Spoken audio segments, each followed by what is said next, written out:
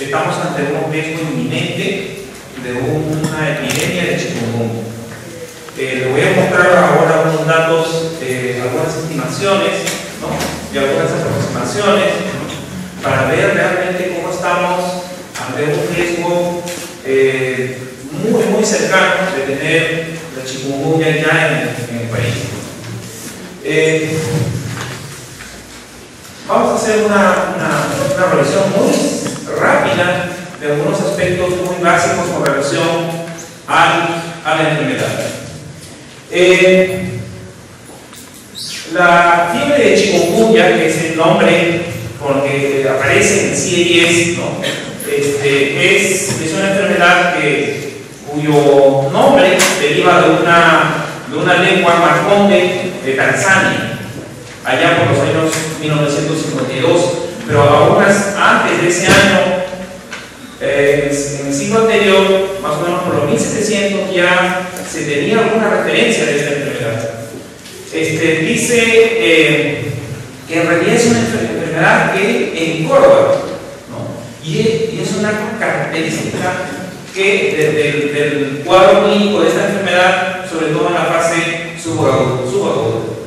Bien, entonces, el agente etiológico de la fiebre de chikungunya o de chikungunya simplemente, y luego coloquialmente han denominado chikungunya, ¿no? Si habrán leído sus boletines, dice chikungunya, ¿no? Es un virus que se conoce como el mismo nombre de virus de chikungunya, y a diferencia de los serotipos, a diferencia del virus dengue, que existen 5 serotipos, hasta el año pasado solo se conocían 4 serotipos, y el año pasado se ha escrito un 5º serotipo, entonces existen 5 serotipos. A diferencia de dengue, que tiene 5 serotipos, solo existe un solo serotipo. Esa es la primera diferencia que vamos a tener en cuenta. Es un virus de tipo ARN, ¿no? De cadena simple, igual que ¿cómo se llama? El virus dengue, que también es un virus ARN, ¿no? Pertenece al género alfavirus y pertenece a la familia Tobacillidea. Los primos hermanos de este virus son el virus que produce el mayaro, Onjong y Ross River. El primero lo tenemos en Perú, lo tenemos en Iquitos, lo tenemos en el norte, ¿no? Y en estos lugares hay que pensar que hay que hacer un diagnóstico diferencial de esa enfermedad con relación a chikungunya. Entonces, existen 3 linajes, ¿no? Les decía que existen un solo serotipo y 3 linajes de chikungunya, a diferencia de dengue, que existen 5 serotipos y numerosos genotipos o linajes dentro de cada uno. Las cepas más recientes del Océano Índico y de la epidemia de la India surgieron de manera independiente de la parte continental de África del Este. ¿Quién es el culpable? ¿Nosotros o ellos? ¿Quién es el culpable? ¿Nosotros o ellos? Nosotros. Nosotros llevamos los huevos en los depósitos, en las llantas, ¿no? Nosotros botamos las botellas, ¿no? Dejamos las chapitas, la cáscara de huevo, el coco, todo lo que almacene agua. Nosotros no tapamos nuestros recipientes, dejamos que el mosquito ingrese, coloque su huevo y se reproduzca. El vector tanto de dengue como de chikungunya es Aedes aegypti y Aedes albopictus. Sin embargo, una característica fundamental con relación a la biología en esta parte de las Américas es que hay una mayor distribución de Aedes aegypti, ¿no? Entonces, Aedes aegypti va a tener o tiene un rol importante en la transmisión de la chikungunya. Hay un estudio hecho en Brasil, creo que publicado el año pasado o este año, donde han evaluado la susceptibilidad de chikungunya y dengue a estos 2 vectores. Y han encontrado que el albopictus tiene mayor susceptibilidad. Afortunadamente, todavía en el Perú no se ha descrito países vecinos ya lo tienen. Lo más probable es que en realidad sea un problema de diagnóstico, porque nadie se pone a revisar en detalle las muestras que vienen de sitios tan alejados como Cabellococha, ¿no? O de Madre de Dios, ¿no? Yo creo que ahí lo que tenemos que hacer es hacer estudios para poder buscar a esta especie. Un mosquito que me estaba picando y era Aedes cuando prendí la luz, ¿no? Dentro del hotel, ¿no? Bueno, son vectores bastante agresivos, son vectores muy eficientes, ¿no? En la reproducción.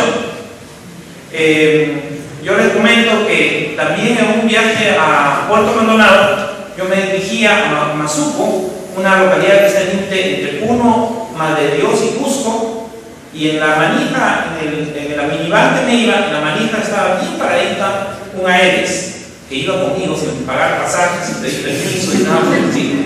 Yo ya había visto un Aedes y tengo la foto, y cada vez que tengo oportunidad la muestro, no la traje ahora, porque en realidad no la encontré a la mano a la hora de traer la presentación. Siempre que la muestro, la gente que trabaja en el mismo tema te dicen, pero ¿cómo es posible? En realidad es un ser vivo. Es un ser vivo. Piensen eso, es un ser vivo. Igual que nosotros, va a querer vivir. Entonces, a la presión que nosotros hagamos, ellos van a responder. Entonces, hay que conocer muy bien al enemigo para implementar las medidas de prevención y control. Respecto a la forma de transmisión, también hay algunas diferencias con dengue, ¿no? La forma más importante es la vectorial, pero también hay transmisión vertical, ¿no? Intraútero causando aborto, intraparto de madre epidémica al bebé, sobre todo en la última etapa de la gestación. Percutánea, pinchazo con objeto punzante, ¿no? Accidentes de laboratorio, y se supone que también hay transmisión de sangre, trasplantes de órganos o de tejido, ¿no? Hay algunos estudios que están mostrando fuertes evidencias que también había este tipo de transmisión. No hay evidencia de transmisión por cáncer. Bien, otra diferencia con dengue es que dengue tiene dos reservorios. ¿Quién es? El mosquito y nosotros. Hay transmisión vertical, ¿no es cierto? O sea, el mosquito transmite el virus la transmite a los huevos, ¿no es cierto? Y todavía, bueno, hay algunos estudios que se están haciendo para ver cuál es la importancia de esa transmisión en el mantenimiento de la endemia. Otra diferencia con chikungunya es que tiene un ciclo silvestre, a diferencia de dengue, que solamente tiene un ciclo doméstico. Quiere decir que hay un mosquito doméstico y el hombre, pero en cambio en chikungunya hay un ciclo silvestre donde hay monos, ¿no? Sobre todo en el periodo interepidémico, y en el periodo epidémico se comporta igual que dengue. Entonces es un problema más, porque lo hace más difícil para controlar, porque debemos considerar que también hay una fase, un ciclo silvestre. Bien,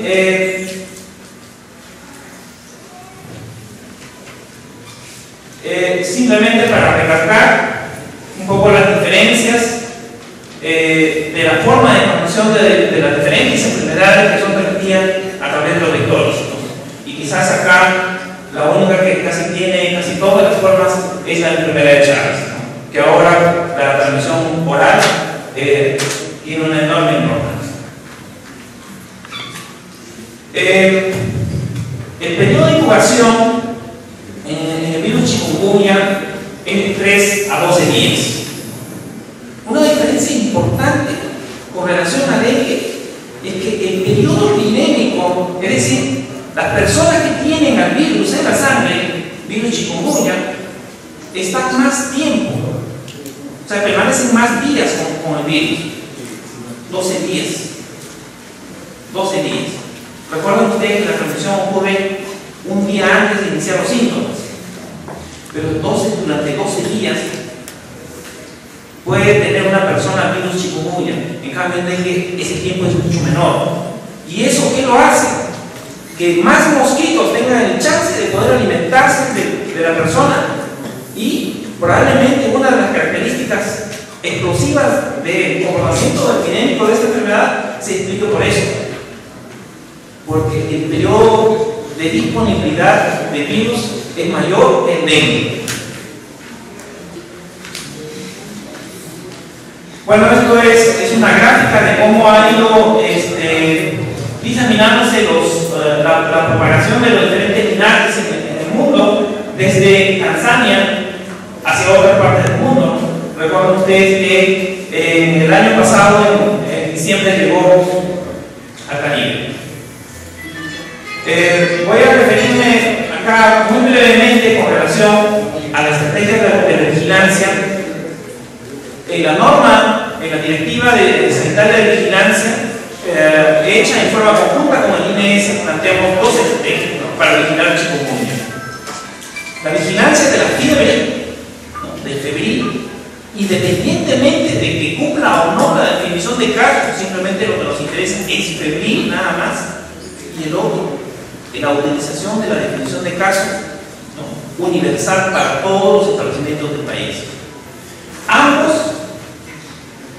Ambos son complementarios. Ambos son complementarios. Los febriles en escenario 1 y escenario 2. Y lo que va a hacer es que tengamos un sistema mucho más sensible para detectar los brotes.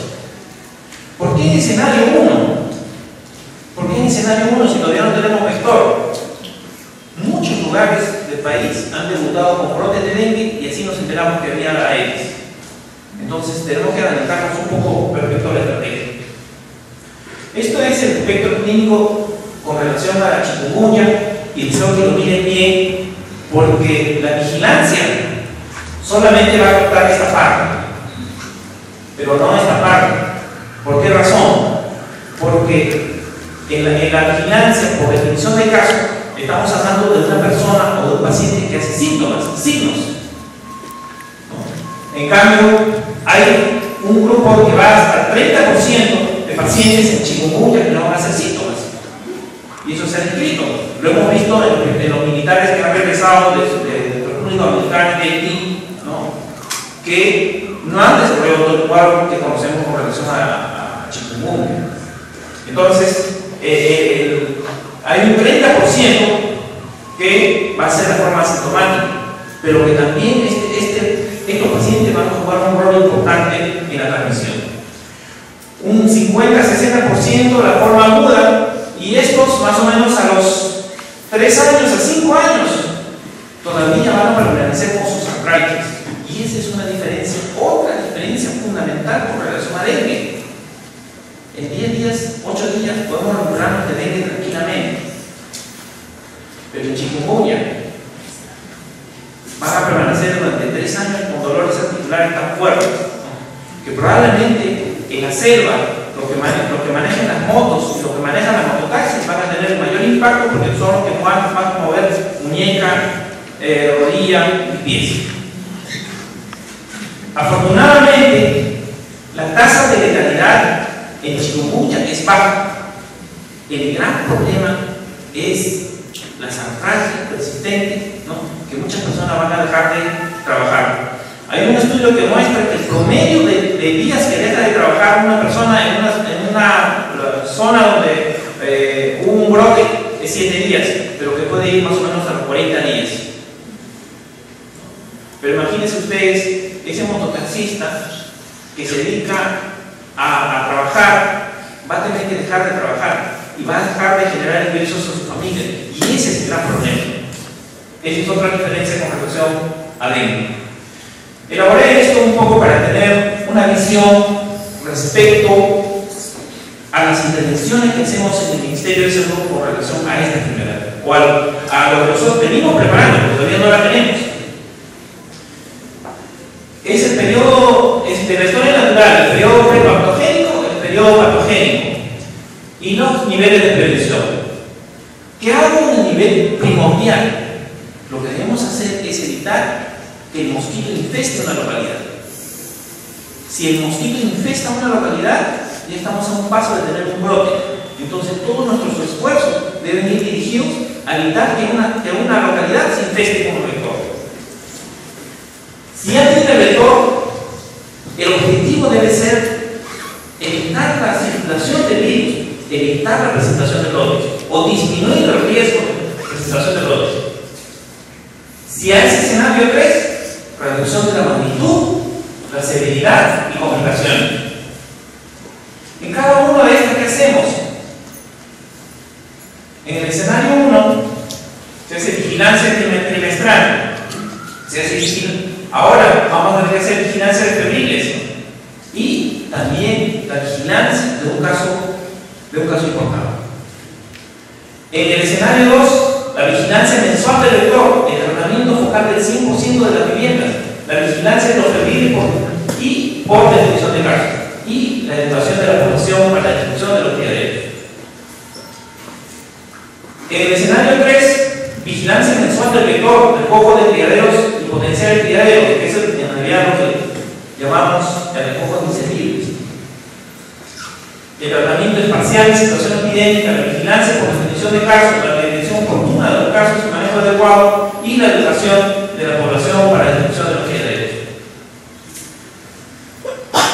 Y en la rehabilitación terciaria, el objetivo es recuperar, ¿no?, a rehabilitar, insertar a esa persona, reinsertar en su actividad diaria, ¿no?, a través de una terapia, ¿no?, y también con una rehabilitación de tipo psicológico. Una de las cosas que estamos pensando es que realmente no contamos con la cantidad de reumatólogos en el país. Ucayali, que tiene 480.000 habitantes, ¿no?, que es una de las regiones que probablemente cuando ingrese chikungunya, la mayoría de las personas va a enfermar, no tienen ni un reumatólogo. Entonces es una de las cosas que debemos pensar. Yo creo que va a haber necesidad de ir preparando módulos de repente de capacitación para médicos generales sobre reumatología e ir preparando especialistas en reumatología. Para este grupo de pacientes que son la fase crónica, en realidad no estamos preparando un poco en relación a este grupo de pacientes, que después de pasar un pico epidémico bastante grande, van a pasar a los 2 meses a la fase crónica, saturando los servicios de salud a nivel de hospitales, ¿no?, y probablemente clínicas donde tienen oportunidad, pero no estamos preparándonos para esta etapa. Estos son algunas características de los brotes que han ocurrido en diferentes partes del mundo, ¿no? Y son algunos datos con relación a los genotipos que han circulado, a la magnitud, ¿no?, del número de personas que han enfermado, ¿no? Y realmente vemos que el comportamiento de esta enfermedad es posible. Esta es una revisión en PubMed hecha sobre la tasa de ataque de esta enfermedad. ¿Qué cosa es tasa de ataque? Supongamos que aquí, en este ambiente, seamos 100 y nos vamos a comer, nos vamos a hoy o en la noche, después de la ceremonia, después de la charla, nos vamos a comer a un restaurante y resulta que 50 de nosotros enfermamos. Entonces, eso es la tasa de ataque, la proporción de los enfermos sobre los expuestos. ¿Quiénes son los expuestos para chikungunya? Todos los que viven en zonas con infestación aérea. ¿Y cuánto es eso? En el Perú, 14,5 millones de habitantes. ¿Cuánto es en Brasil? 80 millones de habitantes. ¿Cuánto es en Colombia? 26 millones de habitantes. Imagínense ustedes. El riesgo es bastante grande. Fíjense ustedes, disculpen, 75%. Iquitos tiene 600.000 habitantes. Pero calculemos sobre 500.000. ¿Cuánto es 75% de 500.000?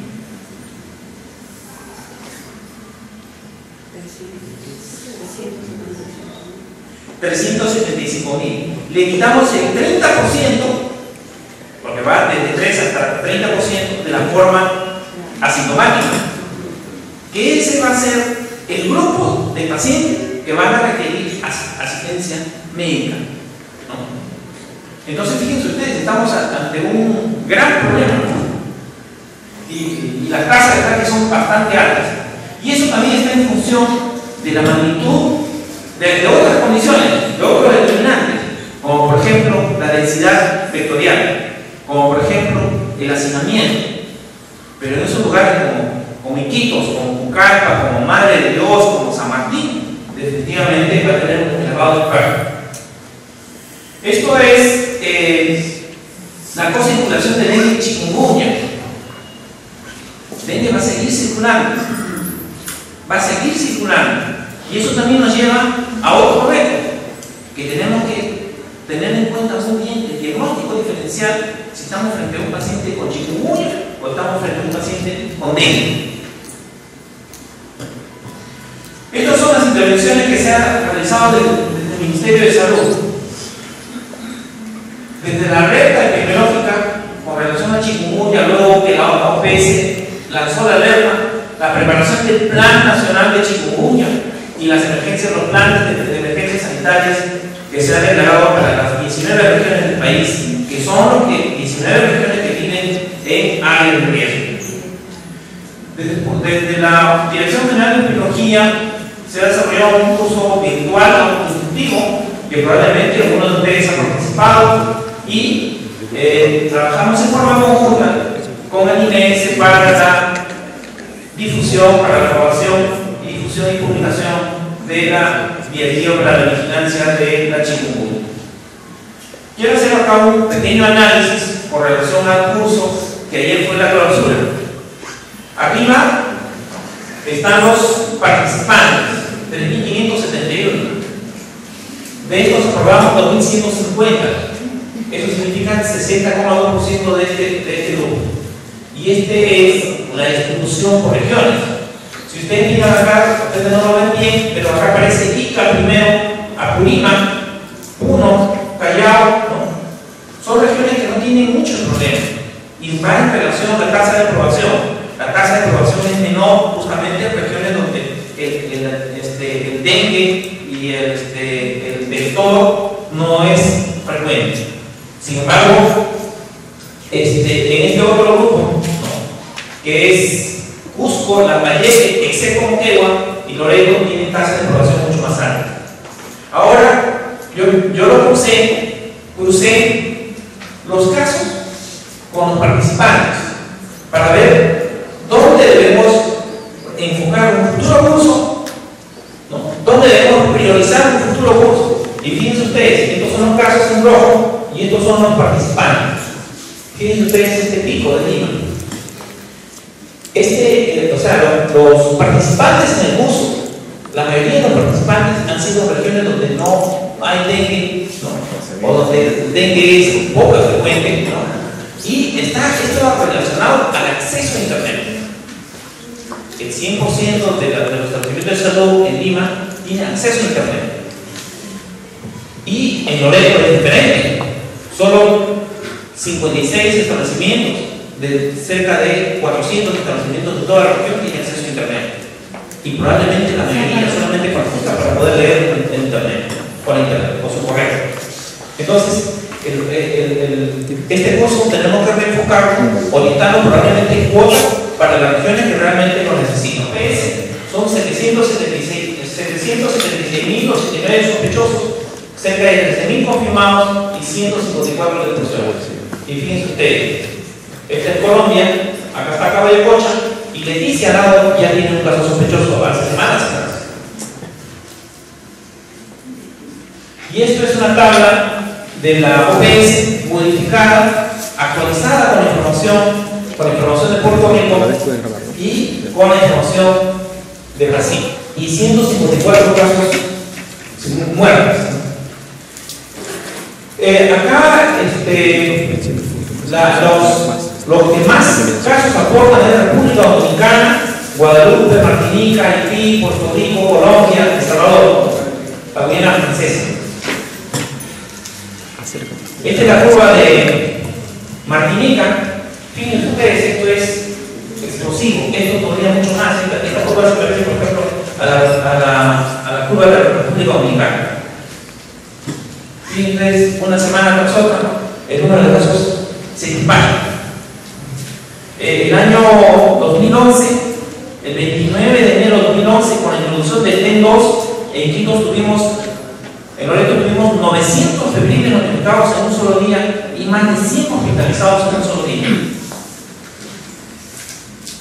Y eso es que probablemente lo que vamos a ver en varias semanas. Y esto es Colombia. Acá está Leticia. Este municipio de Leticia ya tiene un caso sospechoso. Esto es Amazonas y esto es Napo. Y esto limita con Loreto. Ahora, hay vuelos directos desde Bogotá hasta Leticia. Vamos a seguir. Esto es el número de casos hasta el momento, ¿no? Hasta la semana 43 tenemos 8 casos confirmados, todos por el INS, por PCR. Tenemos casos probables, de acuerdo a la definición. En esta etapa estamos utilizando una prueba de IgM. Si un paciente tiene una prueba de IgM positiva, es un caso probable. Si tiene PCR positiva, es un caso confirmado. Y todavía algunos están en la condición de sospechosos. La misma información de estos casos. 3 de El Salvador, 3 de Venezuela y 6 de Colombia. Pero una de las cosas que debemos tener en cuenta es que Venezuela no tiene información actualizada. No está mostrando su verdadera magnitud del problema. Solamente está notificando alrededor de 8.000 casos. Y me he dado el trabajo de revisar en detalle el boletín epidemiológico 40, que lo publica el Ministerio. Y he encontrado que tiene una diferencia de alrededor de 800.000 a 900.000 febriles comparado con el año anterior y comparado con la mediana de los últimos 4 años. Si solo consideramos el 30% de esos febriles es chikungunya, estamos hablando de más o menos 280.000 casos. Con esos 280.000 casos, nosotros esperaríamos más o menos 120 casos de chikungunya venezolana que habrían ingresado a Perú con la cantidad de gente que se mueve hacia Perú, que se han movido hacia Perú. Con eso le quiero decir de que, primero, tenemos infestaciones elevadas. Segundo, alta migración de personas. Probablemente ya tengamos transmisión en algunas regiones que todavía el sistema no es capaz de poder detectar. Y esto apoya lo que quiero decir. Se han analizado diferentes ciudades para ver la probabilidad de importar un caso hacia esos lugares. Y fíjense ustedes acá Caracas. Disculpen. Caracas tiene una probabilidad elevada. Y ahora lo que yo he hecho es colocar, no se ve muy bien, los puestos de control migratorio por donde podrían entrar los casos de chikungunya. Por este lado, desde Colombia, desde Brasil, por este lado, desde Ecuador, gente que puede venir como este paciente, como este caso, que yo no lo sabía. Yo no sabía que había venido desde Ecuador, pero yo había hecho ya este mapa sin saberlo. Y ahora quiero mostrarles que este es el mapa de la ruta de la ruta del narcotráfico. Y fíjense ustedes por dónde sale Caballo-Cocha, ¿no? Este es el Guayana, ¿no? Este es Ucayali, ¿no? Y probablemente el chikungunya se va a diseminar a través de estas vías de comunicación. Y esto es la infestación de los últimos histórica, ¿no? En el año 2005 así estaba pintado el Perú. En el 2010 ya estaba más pintada. En el 2014 tenemos 340 distritos infestados y 14 millones de personas en riesgo. Solo el año pasado en Lima incrementaron alrededor entre 4 o 5 distritos nuevos infestados. Estos son los niveles de infestación que ustedes conocen, eso, más de 2% de alto riesgo. Tienen ustedes la cantidad de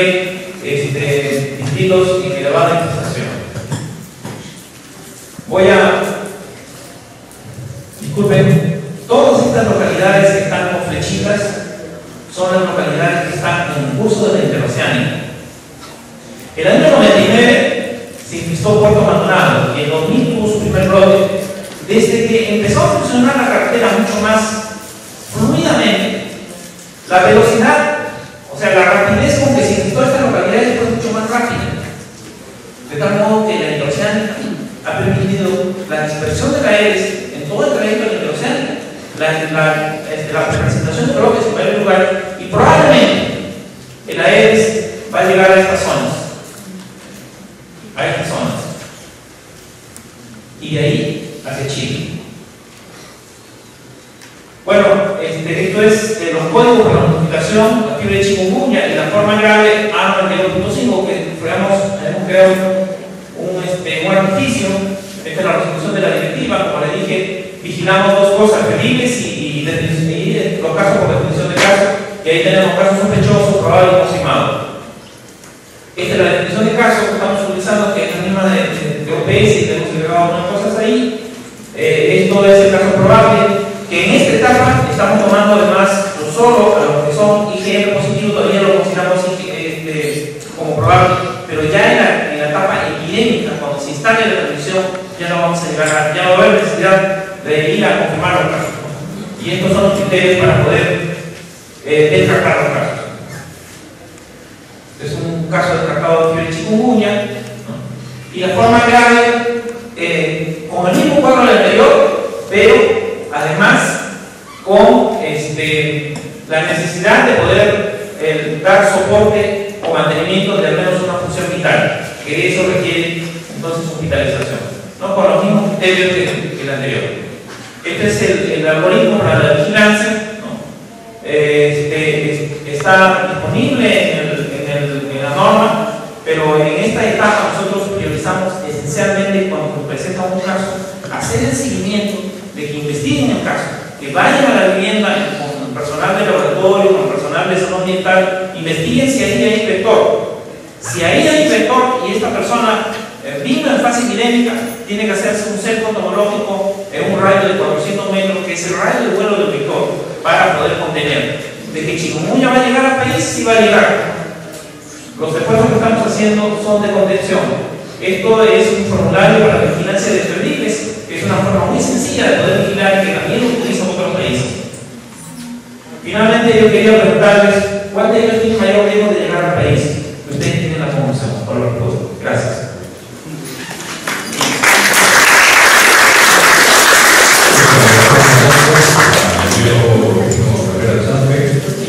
Voy a pedir al doctor para que Francis sea bien certificado.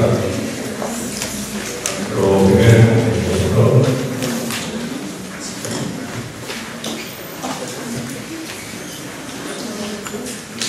Y también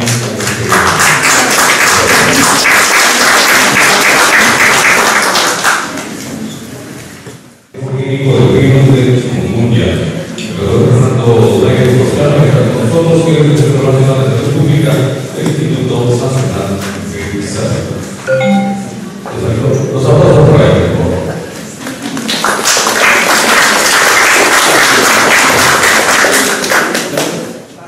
Venimos trabajando como equipo dentro del Instituto Nacional de Salud, y el tema de chikungunya, lo que compete el manejo clínico, hemos sido básicamente entrenados.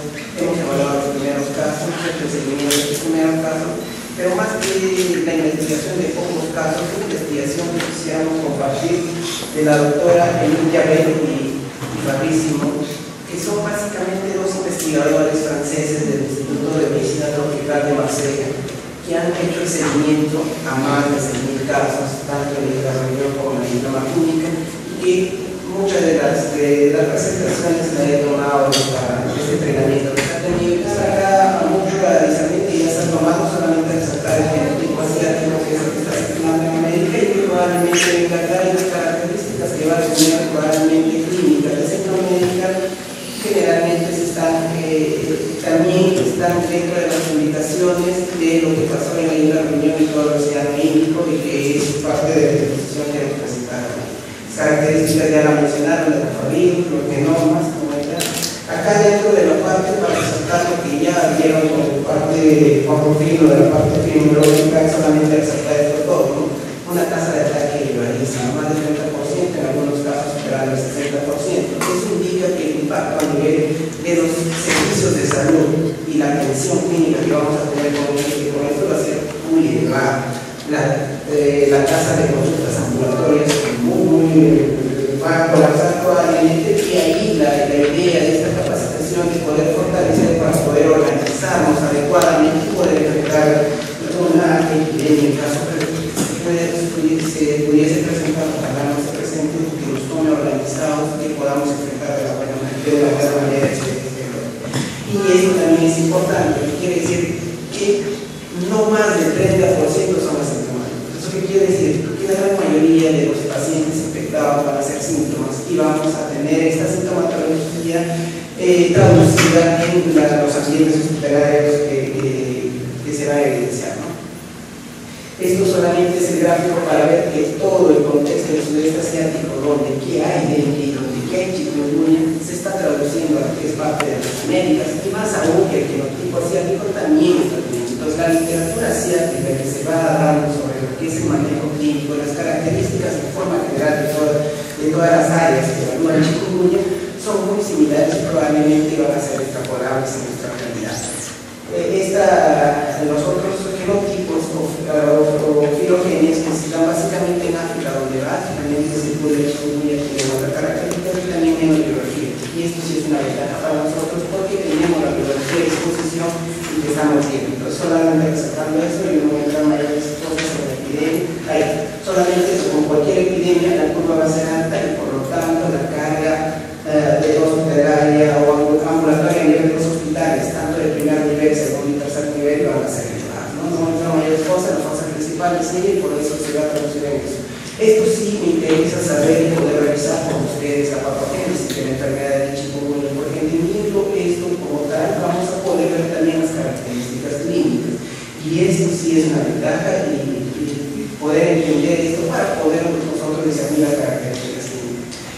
Estas dos presentaciones que se tienen es una enfermedad tiene dos componentes. Una enfermedad como arbovirosa, se va a comportar como arbovirosis porque es transmitida por un vector y tiene una fase aguda. Esta fase aguda es similar a las demás arbovirosis que nosotros tenemos, sea dengue, sea malaria, una fase aguda que en el caso de los alfavirus tienen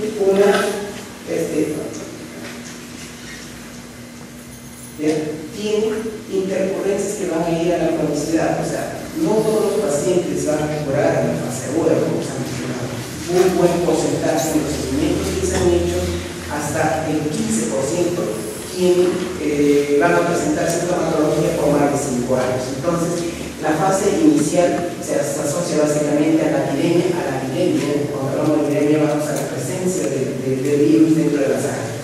Después hay un aclaramiento de esta epidemia, pero sí va a permanecer el virus probablemente en algunos santuarios que denominamos santuarios biológicos, que probablemente sean las articulaciones, y de ahí que llamativamente la sintomatología va a ser evidentemente articular.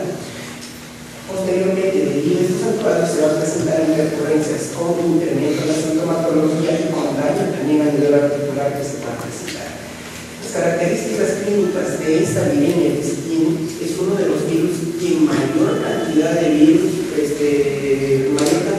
se van a detectar a nivel de la sangre. Específicamente en dos grupos, en los menores, o sea, en los recién nacidos y en los mayores de 60 años, donde la mortalidad incluso se presenta en estos grupos, la cantidad de virus es muy elevada, pudiendo llegar incluso a 10 a la 8 más de 100 millones de copias. Dentro de la patogénesis, como les mencionaba, los que evolucionan a las formas clínicas, una vez que se aclara la circulación periférica de la sangre, el virus va a ingresar tanto a los macrófagos como a los fibroblastos del tejido sinovial, y donde que puede permanecer y producir el daño correspondiente y la sintomatología de esta enfermedad. Ya había mencionado que nosotros tenemos alfavirosis en el país, y la característica clínica más similar o compatible y que se ve es con los cuadros de Maillard. Los cuadros de Maillard también son similares en los las características que se mencionan, es que una afección más predominantemente en el sexo femenino, las antraquias también son crónicas y son reportados casi en gran parte de nuestro país. Si bien los primeros reportes también como estos, el primer hallazgo, el primer aislamiento se hizo en el Caribe, posteriormente en Sudamérica, en Venezuela, Brasil y en Perú también lo tenemos. Una gran diferencia entre estas dos enfermedades. ¿Cuál es el vector? El vector para mayor es más moral, porque es el principal vector involucrado, y por lo tanto las características que yo voy a encontrar de este mar rural, eso me podría ayudar para poder diferenciar desde el punto de vista clínico. Claro que necesitamos de laboratorio para poder confirmar estas enfermedades que se van a tener en cuenta. Los grupos de alto riesgo ya les he mencionado, los recién nacidos, los adultos mayores de 60 años son grupos de riesgo porque tienen mayor cantidad de virus presentes y que pueden representar formas atípicas de la enfermedad. Y las comorbilidades, porque se ha hecho un seguimiento también de los pacientes con cardiopatías o con problemas de diabetes mellitus hacen o tienen tendencia a ser formas atípicas o formas graves de la enfermedad. Si bien son muy pocos, más del 90% de los casos van a ser formas básicamente ambulatorias de manejo ambulatorio, pero con una sintomatología marcada. Esto sí se ha visto. De la mortalidad que se ha encontrado en los pacientes adultos, generalmente se ha tenido una media de 67 a 70 años. Eso quiere decir que los adultos son los mayores, es un factor de riesgo muy importante para las formas atípicas y enfermedades. Entonces, las fases de la enfermedad chikungunya se dividen en tres fases. Formas agudas que van hasta las 3 semanas o los 21 días, formas subagudas que van hasta los 3 meses o 90 días, ¿ya? Y la forma crónica si pasa los 3 meses. Si estoy viendo un paciente con arcadia por más de 3 meses, estoy hablando de una forma aguda y las características propias de cada uno que van a tener. La muerte generalmente es evidenciada en estas enfermedades son evidenciadas en la fase aguda, pero las demás o pueden ir a la convalescencia o permanecer por bastante tiempo en la enfermedad crónica, ¿no? La forma aguda, la presentación es típica, bajísima, acá casi el 90%, las series son diferentes, ¿no? Cuando tengamos que evaluar son series diferentes. Para esta serie de esta publicación, casi el 90% fueron sintomáticos. O sea, casi todas las personas que están infectadas van a tener síntomas. Y es llamativo. ¿Cuáles son las características? El tiempo de incubación es muy variable. Las publicaciones que se mencionan dicen hasta 10 días, pero hay algunos artículos que lo mencionan hasta 12 días. Pero los seguimientos individuales han encontrado seguimientos perfectos de 12 días. Pero ya la literatura lo menciona que son de 2 a 12 días.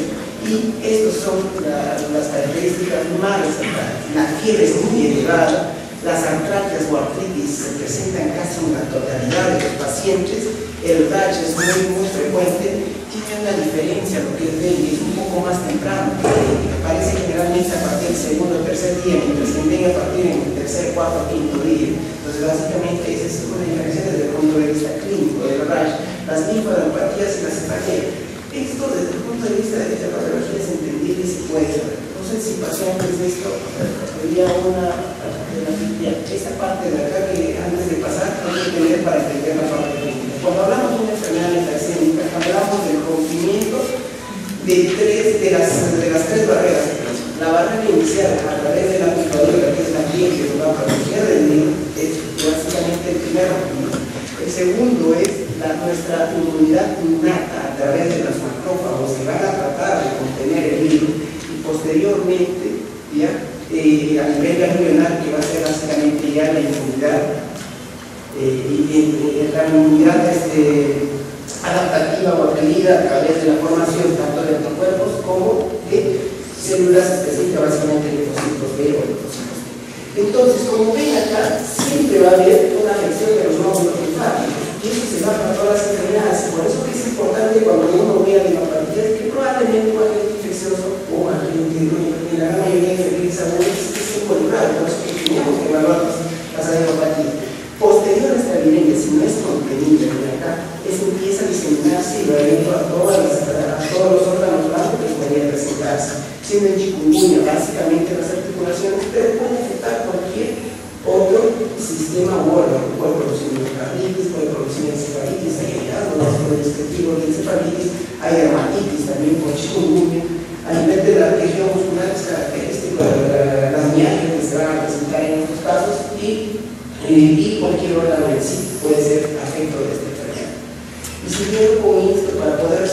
dentro de las identificaciones algunas habíamos mencionado, acá están básicamente las adenopatías, las linfadenopatías que se pueden presentar en todo tipo de órganos, el rash, que es muy temprano en relación al dengue, y probablemente, como vamos a mencionar, esto ha sido una causa para poder detectar nosotros los primeros casos de nuestros clínicos del Instituto de Medicina Tropical de Daniel Carrión y San Marcos, captaron los primeros casos. Me enviaron porque estos pacientes vinieron por el dominio, por esta práctica con la fiebre, y vienen con el rash o el exantema que tuvieron, pero asociado a un prurito, que se reintegraron a la parte laboral, pero el prurito que era tan intenso y el cual marcaba, hubo problemas para saber, recién acudíamos a establecimiento y saber qué es. Porque ellos se habían documentado como parte de toda persona que todavía no tenemos la conciencia de acudir a un médico, inicialmente cuando presentamos sintomatología y lo primero que hacemos es documentar.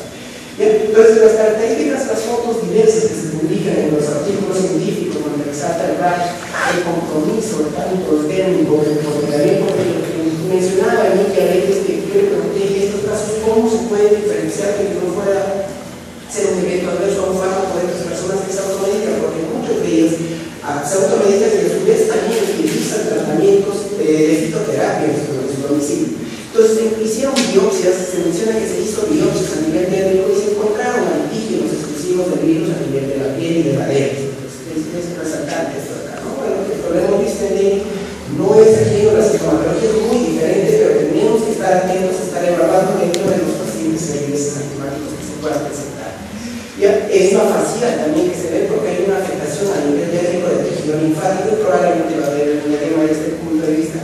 Hay muchos artículos que actualmente están poniendo un énfasis a nivel de ruido y va a haber un edema del pabellón auricular muy característico y que se da básicamente en el chikungunya y en algunos sitios es básicamente las personas que presentan esto, la tasa de valor predictivo positivo de las pruebas en el caso de negatísimo en este caso.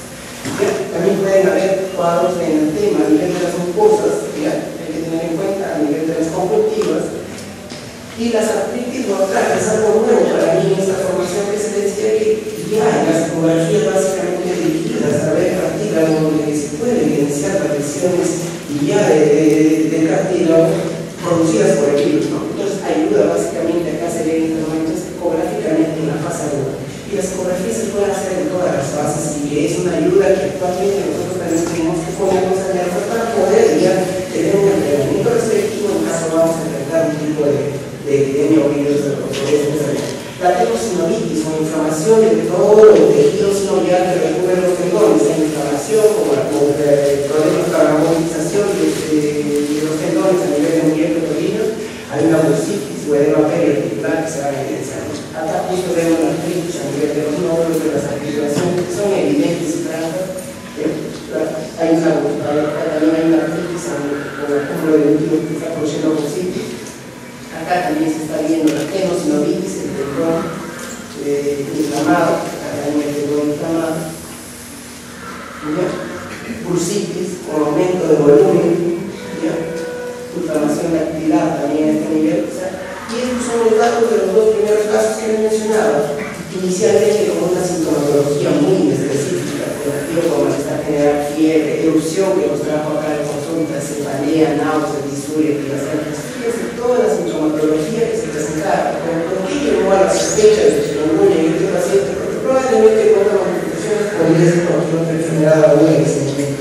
Fíjese la precedente, ya estábamos en un brote desde el 6 de diciembre del año pasado en todo Centroamérica. Los pacientes habían viajado del 7 al 14 de junio de este año a Santo Domingo, a la República Dominicana. Básicamente estuvieron un resort y dijeron que también ahí con toda la gente había bastantes casos similares, habían automedicado y habían entendido exposición a los vectores en gran cantidad. No, ellos no reconocían los vectores, pero sí reconocían que habían sido picados en gran cantidad por los vectores. Los datos similares en la pareja paciente, síntomas muy específicos y el antecedente epidemiológico como para resaltar lo que se mencionó en la primera exposición. Tiene que haber clínica y un factor epidemiológico que nos indique y que nos dé esta sospecha de esta enfermedad. Porque si no, probablemente podríamos mandar cualquier tipo de enfermedad. En esta etapa, en esta fase, es muy importante el antecedente epidemiológico y las características clínicas. Cuando estén instauradas la presencia de la circulación del virus, también ya tenemos ese antecedente epidemiológico, pero pasaríamos por fases y en estos momentos es muy importante. Entonces, este paciente, ¿cómo fue catalogado? Como de marzo. Y este febril agudo sistemático teníamos que descartar las diferentes enfermedades que se pueden relacionar a ese tema, pero todas son relativas, que son operativos a la chikungunya y son los primeros casos que se dan. Se hizo también con militares parte del desvío. ¿Qué se encontró en los militares? Algo muy importante, se encontraron 15 pacientes con HIV positivo. ¿Qué se encontró en estos pacientes? Que fiebres atrales, azules y enfermedad habían presentado en las últimas 2 semanas antes de ser evaluados. Entonces tenemos casos básicamente entre las características clínicas y demográficas de los pacientes ambulatorios en estudios de seguimiento de chikungunya, que se encontró que diabetes, cardiopatía eran factores para poder que estos pacientes van a presentar coronavirus. Las diferencias entre ambos ya se han mencionado, básicamente se relacionan un rayo más temprano, las fiebres son más altas y algo característico no producen como citopenias severas en el caso, porque pueden haber marcadores de laboratorio muy alterados, pero no hay severidad, no hay franca severidad como se produce bien, pero sí son muy específicos como para tener en cuenta. Entonces son las características que vamos a mencionar en el chikungunya, y esto sí es importante resaltar porque nosotros estamos en comunidades, y las comunidades no solamente hablamos de enfermedades, hablamos de múltiples enfermedades, y de ahí el diagnóstico, el enfoque que nosotros tenemos que tener desde el punto de vista psicológico. No podemos solamente catalogar a un febril como una enfermedad y darles. Un paciente debe ser evaluado permanentemente, continuamente, y ver si puede presentar algún síntoma de infección. Porque en una comunidad que pueda tener chikungunya, estamos en una comunidad, hay leptospirosis, hay sepsis bacterianas que también en sus fases iniciales son muy específicas, que se pueden confundir. Tenemos malaria y tenemos muchas enfermedades. Entonces, el enfoque tiene que ser completo de estos pacientes, ¿no? Ya las diagnósticos diferenciales los han mencionado en nuestro país básicamente, y ahí la modestia clínica de cada uno y la evaluación permanente del paciente va a hacer que nosotros podamos ser un poco más hábiles en la detección de este caso. Probablemente no haga prevención posible, pero sí estar atentos a lo que se va a definir. Esto sí es importante. Miren, más del 50% de la población acudió a los establecimientos de salud claramente para ser atendidos en este caso de fiebre y enfermedades que se presentan. Entonces, la cantidad de la atención y los niveles de atención de salud va a ser elevado. Por lo tanto, hay que estar pendientes, hay que estar evaluando. ¿Y cómo lo vamos a hacer? Organizando en este momento, sensibilizando a las personas que van a atender estos casos, armando ya lugares donde van a ser los centros de atención, donde van a ser las salas de espera y teniendo comunicación adecuada. Y yo creo que con los decretos que se vienen haciendo y la difusión de estas enfermedades en estos días, yo creo que el Perú está tratando de responder, no sé si realmente, pero estamos respondiendo a esa fase, y no es nada más, es solamente prepararse a una posible entrada de virus que está más cerca que entonces, no hay tratamiento actividad para la enfermedad, solo conocemos el tratamiento básicamente sintomático y manejo del dolor, solamente durante los primeros días, por favor, hay que utilizar acetaminofén. Evitar los AINES, evitar corticoides u otros medicamentos, porque eso puede producir recidivas con mayor complejidad posteriormente en esta enfermedad. Si bien van a mejorar los cuadros inicialmente, pero pueden producir recidivas posteriormente. Ya, pasados los 10 días inicialmente, el tratamiento con AINES sí se indica en los casos de chikungunya, pero no en la fase 2. Indicado en la fase como vamos a ver. Y al antiinflamatorio, fíjense, este paciente, según la doctora Emilia Ben, tuvo reactivación de asuteros, sinovitis, urgentes pueden ser tratados con corticoides y con antiinflamatorios. Va a haber recrudescencia, hay mayor riesgo de recrudescencia de la enfermedad, por lo tanto, en los primeros días hay que solamente tratar. Hidratación, descanso, seguimiento ambulatorio que se deba tener, la fisioterapia y un reposo deportivo en los pacientes que son atletas, básicamente es indicado en estos casos. ¿Bien? Hay que ver esto, en algunos sitios están en la comunicación o debería realizarse. Vamos a ver. Las formas graves, que realmente está asociado a los grupos de riesgo, menores mayores de 60 años, comorbilidades que se puedan presentar, inmunodeprimidos, y la mortalidad para este estudio de mayor de 85 años. Como se había mencionado en las series de comunicación, la media de edad de los fallecidos fue 77 años, y el alcoholismo como otro factor que está presentado. Las definiciones de caso ya lo han mencionado, caso típico grave, y las formas atípicas se pueden presentar como de hecho es un virus que primero se contiene en vez de antígenos con proteínas, va a ir y ya va a afectar, por ejemplo, los va a haber afecciones digestivas, náuseas, vómitos, afecciones oculares, que si son frecuentes en las infecciones porque dependemos de instrumentos para evaluar la particular. Hay muchas infecciones, embolitis, que puede ser recurso benigno, una gran mayoría de chikungunya, retinitis, epidemitis, uveitis, anterior o posterior a nivel cutáneo, pigmentación que es bastante frecuente, que se abre similares a melano, observaciones de la mucosa, que dicho que hay enantimas, dermatitis, dermatosis pulosa, lesiones similares a síndrome de signos atípicos de la enfermedad, la estamos viendo en la fase del que se menciona, formas graves, neurológicas, encefalomelitis son muy frecuentes, realmente en neuropatías, convulsiones que pueden ser febriles, pero en pacientes que no están dentro de la etapa febril también se puede presentar convulsiones febriles. Y como hemos visto, las formas neurológicas se han comprobado desde el punto de vista de la imagen y también desde el punto de vista histopatológico como de la autopsia de los pacientes. Entonces sí se puede presentar pueblos de miocarditis afectados también, entonces todo bien, generalmente hay que sospechar que eso probablemente es un factor más de enfermedades. Entonces vamos a mencionar las atenciones que se están dando, que están recomendando el primer, segundo y tercer nivel. Las formas atípicas probablemente van a requerir un manejo de tercer nivel. Entonces el focograma que se está dando la norma para la atención más atípica atípico. Y las formas subagudas que van de 21 a 90 días más ya no es la fiebre. La fiebre es solamente en la fase de acá ya vamos a ver básicamente problemas articulares, tenemos embolitis, artritis, artralgiopesitis, y la recaída es en la gran mayoría, casi más del 80% de tener una recaída clínica o exacerbaciones permanentes que pueden ser continuas, voluntarias o continuas seguidas. ¿Ya? Y acá está, por ejemplo, la tenosinovilitis, que es acá está la inflamación del tejido sinovial que recubre el tendón, ¿ya? Acá a nivel de evidencia, acá están las inflamaciones de los tendones. Bien, ecográficamente también se va a evidenciar algo de líquido a ese nivel. Bien, bursitis, signos, personas. Si bien lo más importante es el de la evaluación clínica, en algunos casos podría recurrirse a estudios de imágenes. No se van a tener en todos los niveles, pero básicamente los pocos que van siguiendo a tercer nivel podrían tener. Si se demuestra acá la capacidad de inflamación, de potencia, mencionados en la resonancia. El edema sin artritis también es evidente, es mencionado que hay un compromiso del tejido linfático que se está mencionando. El tratamiento también es sintomático y casi es indicado por los años. Los años deben ser indicados para disminuir la inflamación y el dolor que se puede tener, pero todavía no biológico. Lo biológico no quiere dejar de poder sostener hasta la evaluación para la fase crónica, lo que sí una ayuda podría ser lo biológico que vamos a mencionar por los objetivos. Entonces, el examen de laboratorio que se debe pedir, la ecografía o radiografía es muy importante ya para poder identificar los casos de compromiso articular. Dentro de los exámenes de ayuda de laboratorio, forma sanguínea, PCR, o ácido úrico para poder tratar otras enfermedades desde el punto de vista dermatológico también son muy importantes. Y hay que evaluar ya con un experto, un traumatólogo que pueda un médico internista que pueda ver estos casos.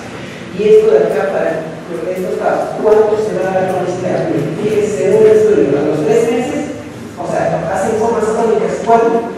Más del 80% de los pacientes hacen formas crónicas, porque están viendo que la distribución es más de 3 meses. A los 15 meses, más de la mitad, después de 2 años y medio, casi la mitad de ellos hacen formas crónicas de la enfermedad, y ahí la carga de enfermedad, ahí la carga que se va a mantener, y ese es el impacto de salud pública que vamos a tener que evaluar y tener en consideración.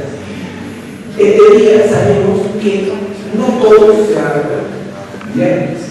Porcentajes más, porcentajes menos, va a haber un grupo que siempre va a tener formas crónicas de la enfermedad y que tenemos que estar pendientes y evaluar los casos, ¿no? Los signos inflamatorios crónicos post-chikungunya se van a clasificar en cuadros articulares que van a simular la inflamatoria. En estudios de exámenes que se han hecho seguimiento a largo plazo, no se sabe si el chikungunya produce la agente reumatoidea o es un factor que desencadena la aparición subclínica de muchas personas que pueden estar.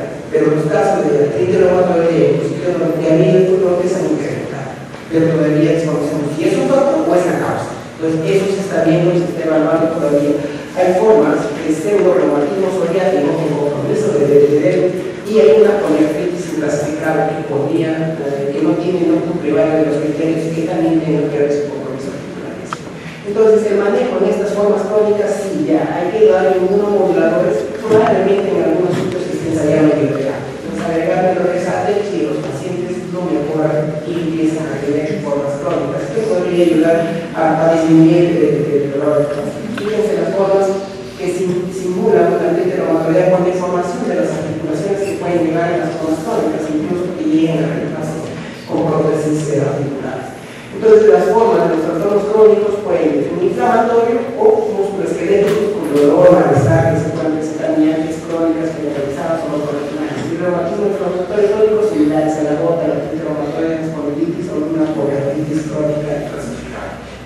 Entonces, estos son los estudios que ha hecho seguimiento, que ha sido muy amable compartir en internet, donde dice que la parte más afectada van a ser tobillos, muñecas, son articulaciones más afectadas que llevan a la cronicidad, y esto básicamente lo que da es el seguimiento de 757 en trabajo. Entonces, esas prácticas, ¿cómo van a ser? Pueden ser ondulantes con recaídas, continuos permanentes o continuos con recaídas o exacerbadas. Entonces, tenemos varias formas también que tenemos que observar en las situaciones. La rigidez, que puede simular también esa rigidez macroesquina simétrica, que también es forma de esto, también es muy frecuente en el cuadro chikungunya.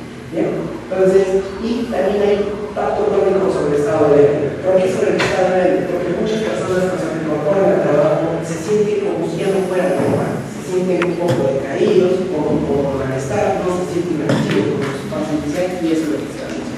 Entonces, hay que ver que el seguimiento básicamente que puede requerir seguimiento psicológico y es bastante frecuente. Entonces, hay que utilizar analgésicos bien, sí. Podemos utilizar metronidazol de agregar dependiendo de la severidad también. Y el otro factor muy importante es que estos pacientes tienen que ser usuarios de fisioterapia que se van a sentir adecuados.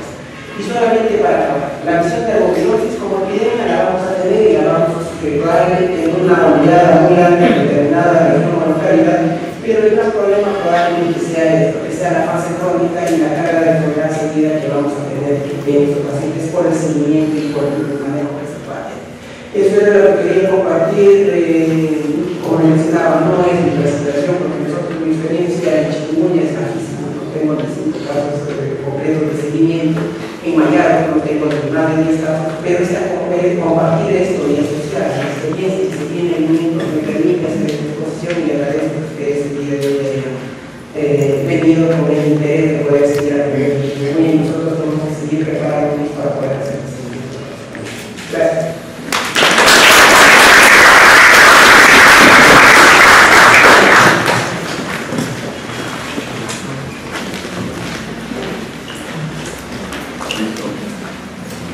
Bien, agradeciendo el segundo expositor y el doctor Juanín, que entrega a doctor Fernando para su certificado y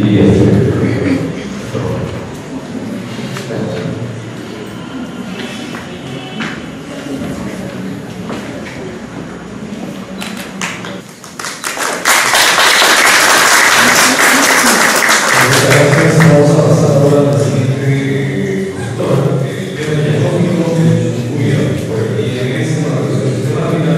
La licenciada Jessica Ricotti, de la Nacional de la República de Chile. Nosotros para ella, por favor.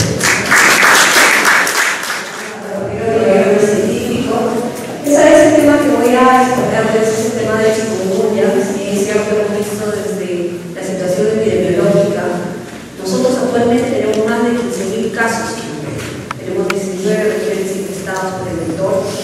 Entonces, ¿qué nos preocupa? Nos preocupa la introducción del virus. Entonces, estamos ante un nivel de riesgo. Hace tiempo, de repente, estas semanas hemos estado concentrados en una fiebre hemorrágica, que es el ébola, pero también viendo que de repente tuvimos un poquito menos porque lo tenemos un poco más lejos. Pero chikungunya tenemos todas las condiciones, tenemos el vector, tenemos todos los determinantes para tener chikungunya. Sí, es cierto, la letalidad es baja, pero la cronicidad es muy menor, en este caso daños articulares que nos van a ocasionar. Entonces yo voy a entrar bien al tema de diagnóstico de chikungunya, pero sin antes mencionarles, vamos a ver que la fiebre chikungunya, conocida como un arbovirus, un virus denominado chikungunya, que fue por primera vez denominado en 1952 y 1953, pero en 1977 ya había casos de esta enfermedad.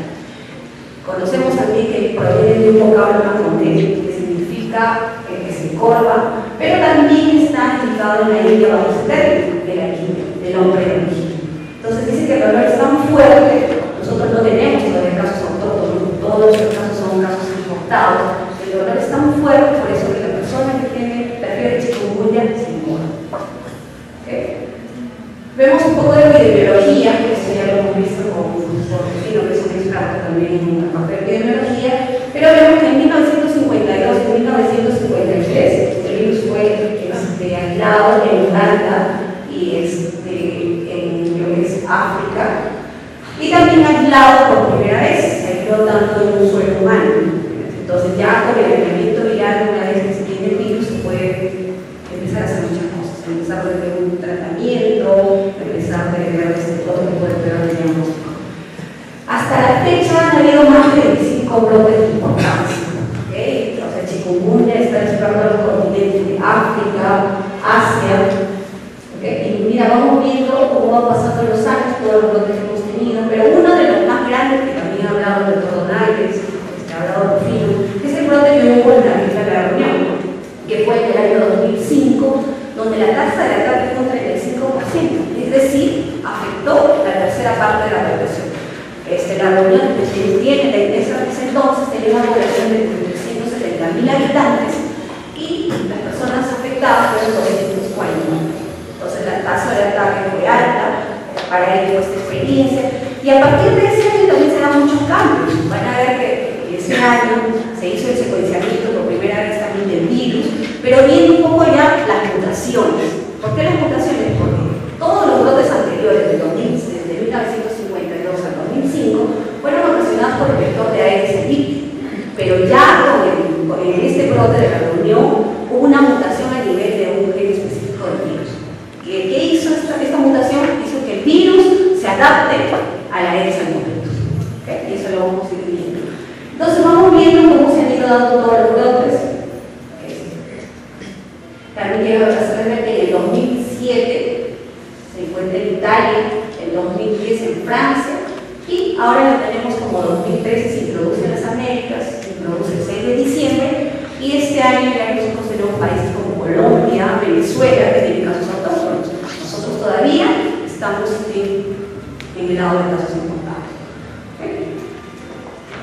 Vemos este gráfico, también lo hemos visto, pero yo quería enfocar más que todo esto a los linajes y a los genotipos que han estado circulando. Vemos cómo ha estado distribuido en África, Asia. Recordemos que no solamente para ser polio, acá tenemos ciclo salvaje y lo que es el ciclo urbano. Nosotros estamos dentro del ciclo urbano, pero también considerando que los primates también son reservorios del virus. Tenemos la situación, que lo hemos visto, pero un poco para recordar ya que casi todos los casos, el 61.5% de casos lo reporta la República Dominicana, y en segundo lugar está ahí.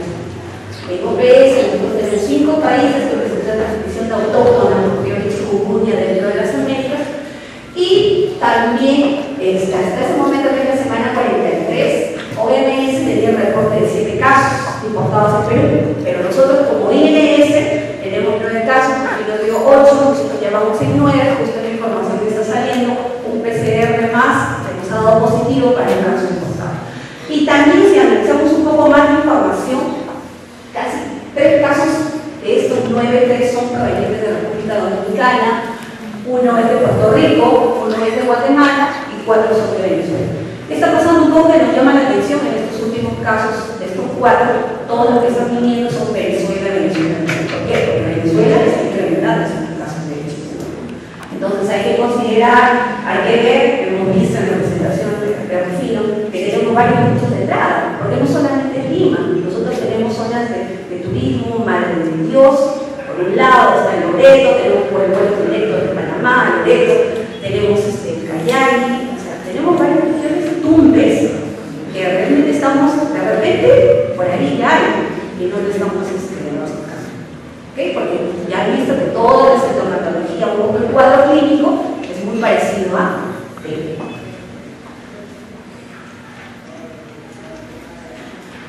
Entonces, hemos visto que esto es un virus de la familia de probabilidades, del género alfavirus. El virus mide de 60 a 70 nanómetros, tiene 12.000 bases, pares de bases, y lo que les decía, tiene 24 proteínas no estructurales y 5 proteínas estructurales.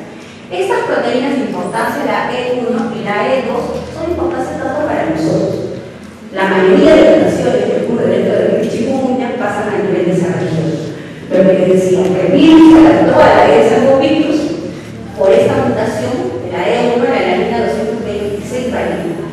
Es lo que hizo, mutó el virus en el 2005, cambió y se adaptó a la E de Salmovirus. Nosotros en el Perú no tenemos justamente la E de Salmovirus, tampoco sabemos porque hacemos más la vigilancia enfocada a la E de Salmovirus. Hasta el momento no tenemos la situación.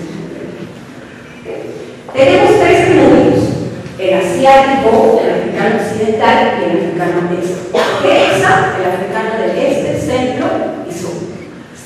El asiático es el que ha ocasionado los primeros brotes, como estuvo hasta el 2005, pero de ahí el que teníamos circulando desde el año pasado en las Américas es este fenómeno. La incubación varía, muchos de los artículos, muchas de las revisiones, puede ser que puede variar entre 1 a 12 días, otros de 2 a 4, un promedio de 3 a 7, entonces son diferentes, pero también hay artículos que es más corto, de 2 a 4 días. La tasa de letalidad baja, menor al 1%, asociado a comorbilidades y de 0.015% como chikungunya específicamente.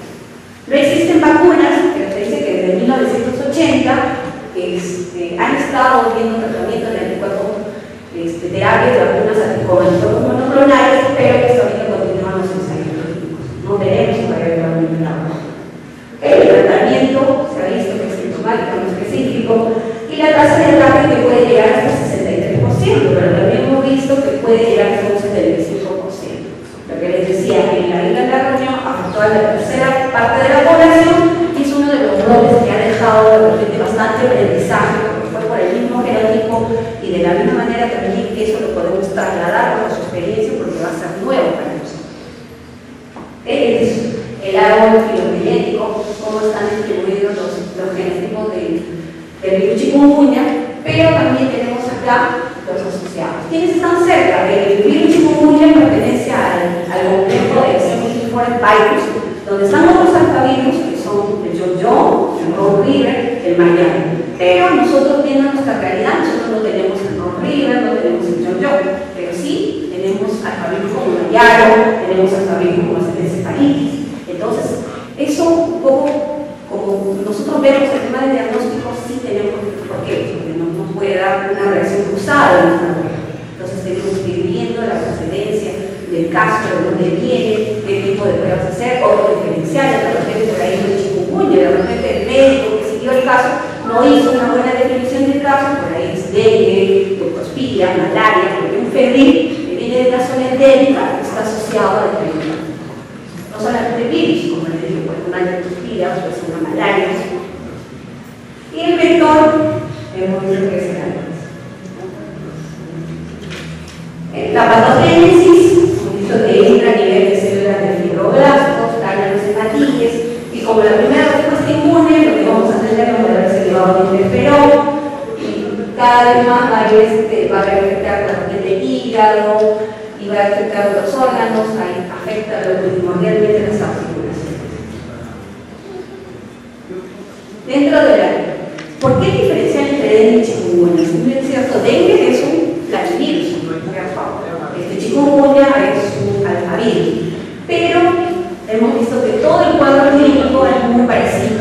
Entonces yo voy un poco más al enfoque no de la sintomatología, sino ya del monitoreo de lo que tenemos laboratorio clínico, porque lo que nosotros tenemos, nuestra experiencia en la región por el tema de dengue, cuando entra un febril, lo primero que piden realmente son pruebas auxiliares, porque el diagnóstico de la etiología viene después. Recuerden que el manejo de dengue es netamente clínico. De ahí yo necesito el diagnóstico para de repente clasificar mi caso si es dengue, si es malaria, pero el manejo es el clínico. En este caso, bajo el escenario que nosotros tenemos, que no tenemos un virus circular, estamos en un escenario, tenemos el vector, pero no tenemos caso, podríamos decir que estamos en un escenario. Pero podemos tener pruebas auxiliares, pero no se manifiestan tan, por ejemplo, en el caso de caquetes, caso de dengue, hay una trombocitopenia. Las platitas bajan tanto, pero en chikungunya no. En chikungunya solamente de repente lo que nos va a llamar la atención es los linfocitos disminuidos. El resto es más crítico en dengue.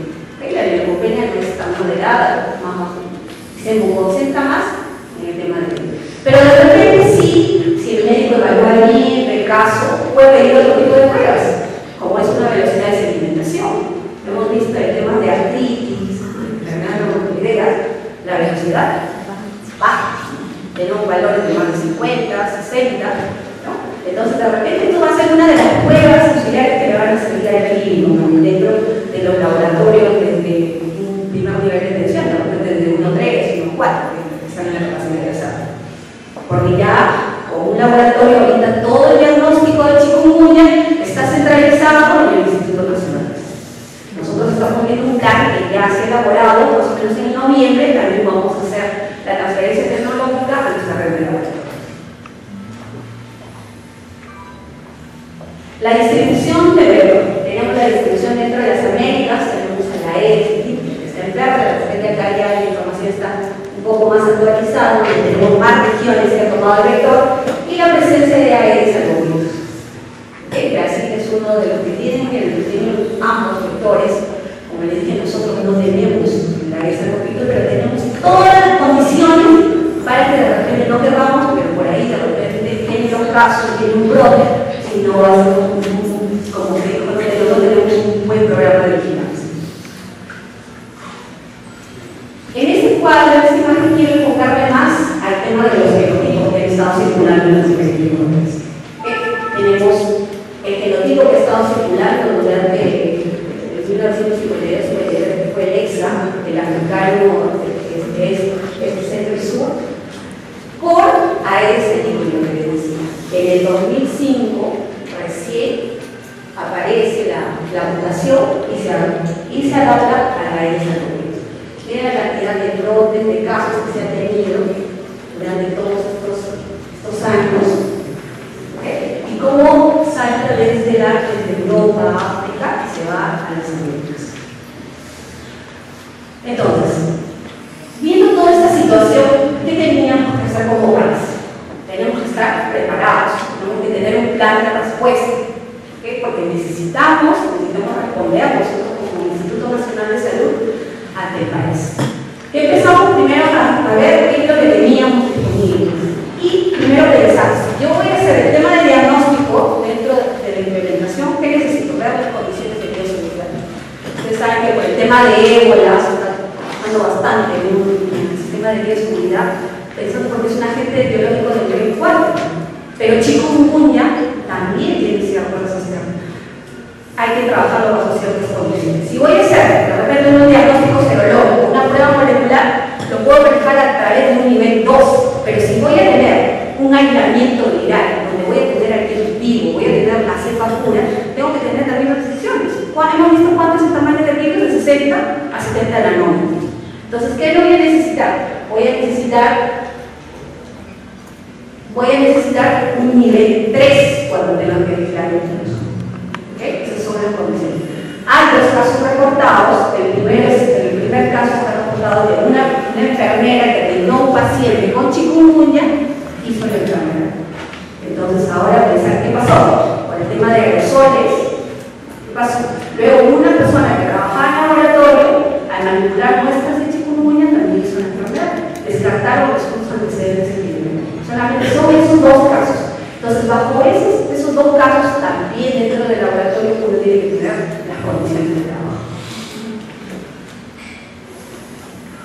En un primer momento el algoritmo que se planteó con OPS en el mes de junio para nuestros escenarios que no teníamos el virus era poner un corte de mayor o menor 8 días para el tema de diagnóstico, hacer tipo de pruebas, así como en dengue se manejan de 1 al 5º día de enfermedad, que son muestras agudas, pacientes agudos, y posterior a los 5 días voy a tener fase convaleciente.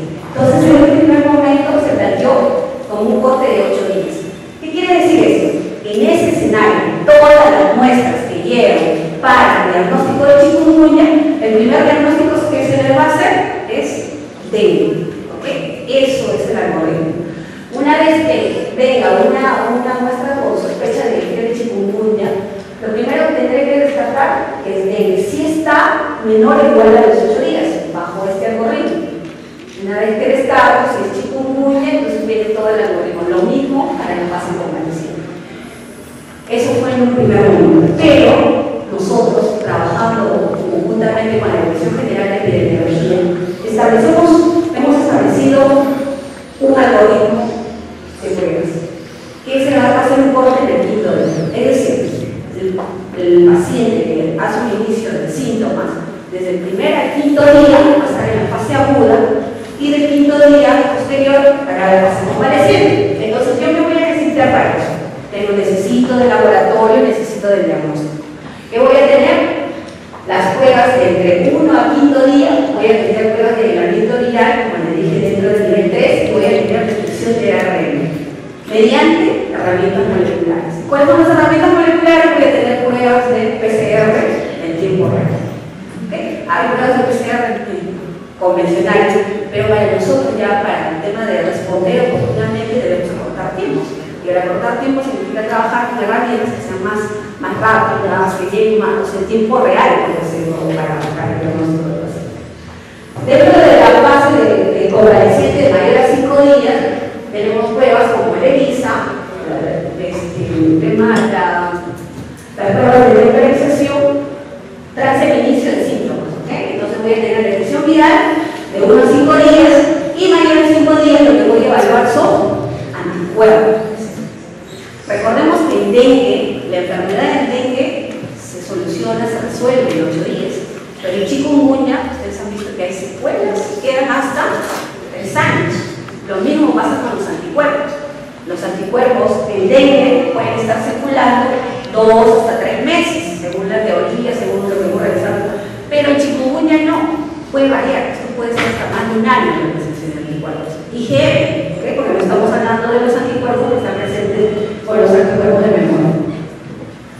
Entonces, vuelvo a definir, ustedes han visto esta respuesta inmune, lo que yo tengo es una vez que incuba el virus, se va a manifestar la enfermedad y voy a tener un corte que al 4.º día yo empiezo a producir mis anticuerpos.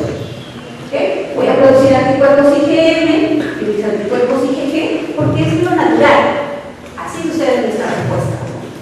Pero los anticuerpos IgG van a quedarse por toda la vida, porque son nuestros anticuerpos de memoria.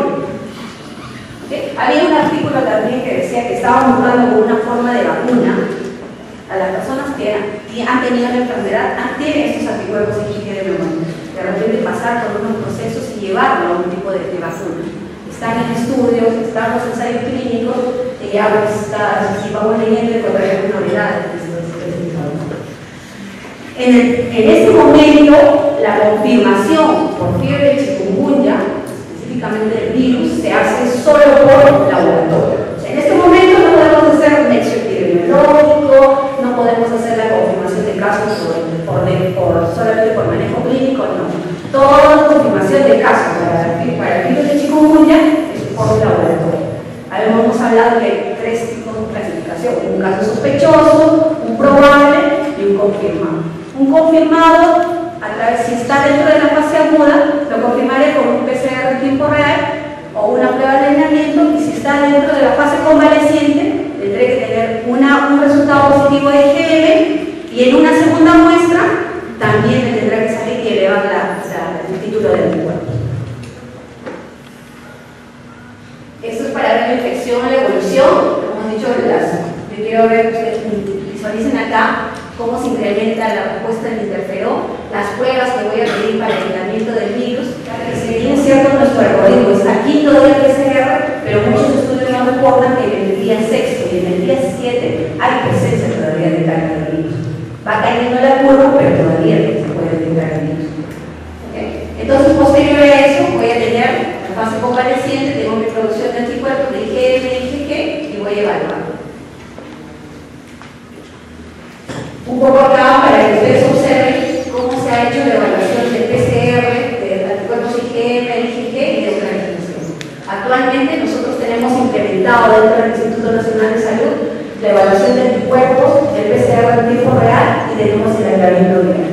Entonces, si vemos acá en el día 1, tenemos una carga total del virus, ¿okay? Pero en estos días 6 y 2, no es que no haya presencia de carga, no haya presencia de virus, sino que ese día no fue evaluado según este artículo. ¿Okay? Entonces, vamos viendo que a partir del día 4, fíjense cómo se comportan los anticuerpos de IgM lisa, que se van elevando, igual en el día 5, pero cómo va cayendo la carga del virus. Va cayendo y en el día 8, como que ya no se encuentra. ¿Okay? Entonces, estas son pruebas que nos van a servir para el diagnóstico. Dentro de la vigilancia que tenemos establecida, que ustedes lo pueden acceder a través del internet, tenemos nuestra directiva donde nosotros hemos colocado qué requerimos para evaluar el cuerpo. Porque ahorita hay muchas consultas, hay muchas preguntas a nivel de todas las regiones, de los establecimientos de salud. ¿Qué hago? ¿Cómo envío la muestra? Entonces ya lo tenemos ya dentro de la directiva. ¿Cómo voy a evaluar? ¿Qué voy a necesitar para evaluar anticuerpos? ¿Qué tipo de muestra? ¿Bajo qué condiciones? Temperatura, la detección del ARN, el aislamiento viral, el PCR, y de repente si es un fallecido, ¿cómo tiene que ir? ¿Por qué? Porque es importante, porque les digo, si la definición de caso es fiebre más dolor articular, pero lo mismo sucede en otras enfermedades, febriles, peor de zonas endémicas, entonces hay que tener, eso es lo que de repente, ahorita el tema, ya tenemos el diagnóstico, pero también hay que pensar que nuestro clínico, los médicos, son los que tienen que estar más preparados para llegar a una definición de caso. De repente en Lima no, porque no tenemos esos índices aéreos, los índices aéreos son bajos en algunos distritos, pero en regiones como Loreto, en regiones como Callao, como Madre de Dios, como Piura, Cruces, tenemos nuestros índices aéreos más del 20%, entonces ahí es donde tenemos que estar preparados. Porque si no, vamos a terminar en brotes. Hemos tenido los brotes de dengue, ustedes saben, hemos tenido el 2012, el brote del Callao, el 2011, el brote de Loreto, donde hemos tenido fallecidos. Entonces la idea es estar preparados en todos los servicios, el tema de promoción de la salud y otras áreas. ¿Qué hicimos nosotros? La implementación del PCR en tiempo real. Hicimos el CDC nos hizo la transferencia de un método para, dentro de ese método podíamos amplificar los genotipos de ex-asiático y africano. ¿Okay? Hicimos bajo nuestra plataforma del Instituto Nacional de Salud, pero que también nosotros tuvimos las secuencias de una zona específicamente del gen E2, del virus. Empezamos, amplificamos 101 pares de bases. Pero si ustedes ven acá, lo que quiero de repente, lo que conoce un poco más del tema, ver que acá teníamos 3 primers y 2 sondas, ¿okay? Para aumentar, según el método del CDC, del Anxioti, era para aumentar la sensibilidad y especificidad. Pero a nosotros en el laboratorio, como equipo, empezamos a decidir que de repente había que modificar ese protocolo. Hicimos la modificación en Java del protocolo, pero quería que vean ese panel de coeficiencia que pasamos para el CDC, con los resultados obtenidos bajo lo que describía el CDC, y nosotros hicimos una modificación. Nuestra modificación fue que los 3 primers los convertimos en 2, le generamos primer. Como solamente había una diferencia, si ustedes ven entre el 57, C1 y C2, había una diferencia entre adenina y guanina, y la otra diferencia está en otra parte de base que es timina y citosina. Solamente había diferencia de 2 partículas. ¿Qué es lo que hicimos? De generar un cambio. Entonces obtuvimos una nueva secuencia, ese 3957C1, denominado, le llamamos así, el chispa. ¿Okay? Entonces pusimos 50% de adenina y 50% de timina. Mandamos a sintetizar esos primers. Ya no trabajamos con sondas, lo que hicimos es una modificación para trabajar con un PCR de tiempo real, cosa de y obtuvimos estos resultados. Una buena proficiencia, unos buenos resultados, y que el CDC como OMS han tomado nuestro método también como referencia. Por eso que el doctor le mencionaba que nosotros como laboratorio, porque hablo como laboratorio porque somos un equipo, hemos sido instructores para países como Colombia, Paraguay y Bolivia, por este método. Pero no solamente había que probar más, aparte del panel que nos daba CDC para mantener la sensibilidad y la especificidad de nuestros resultados, hicimos una electroforesis donde tuvimos la amplificación de los 101 parámetros. ¿Okay? Este es nuestro método modificado. Y si ustedes ven acá yo tengo 200, en este caso son 108 muestras. Estas son las muestras de lo que habló el doctor Donaires. Evaluamos a los cascos azules que regresaron de Haití para ver si tenían anticuerpos de chikungunya o si algunos estaban en etapa de agudo. Entonces, esta es la modificación que hicimos, pero luego, en el mes de septiembre, decidimos a trabajar con otro primer a sugerencia de CDC.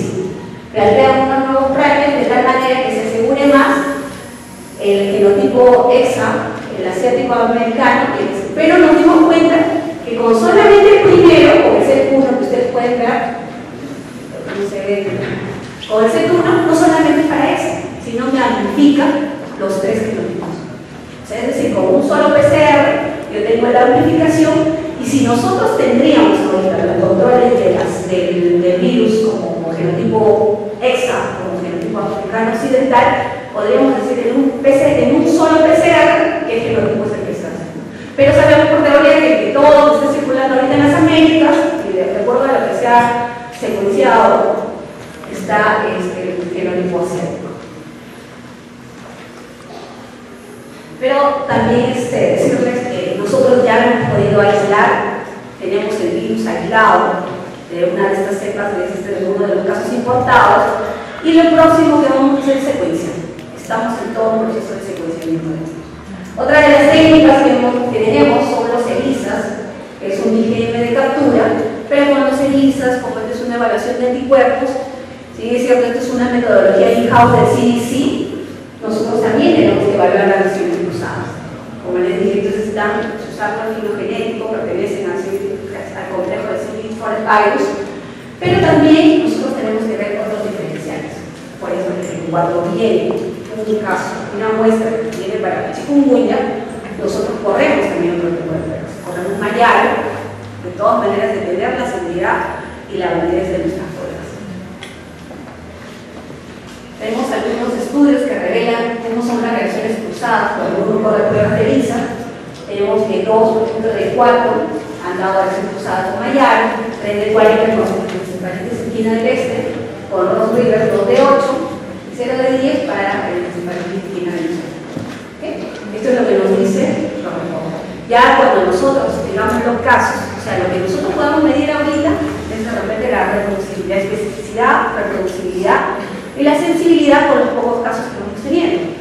¿Okay? Pero ya a un momento que de repente se introduzca el virus, vamos a empezar a validar pruebas como de kits comerciales, ¿no? Que en el mercado existen.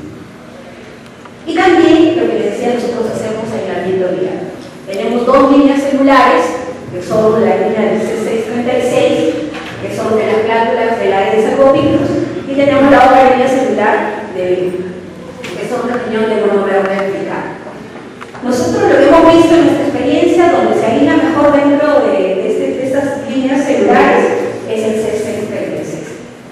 Se le ha hecho varios pasajes a esta cepa y, como les dije, estamos en el momento de secuenciar para ver si realmente es un asiático. Estas son células normales, las que están arriba, y las que están abajo son células con efectos citopáticos. Está el virus, rompe las células, hace un fenómeno de lisis y eso es lo que podemos visualizar. Pero también nosotros somos evaluados, así como nosotros evaluamos a nuestra red de laboratorios, evaluamos a través del diagnóstico y somos evaluados por el CDC.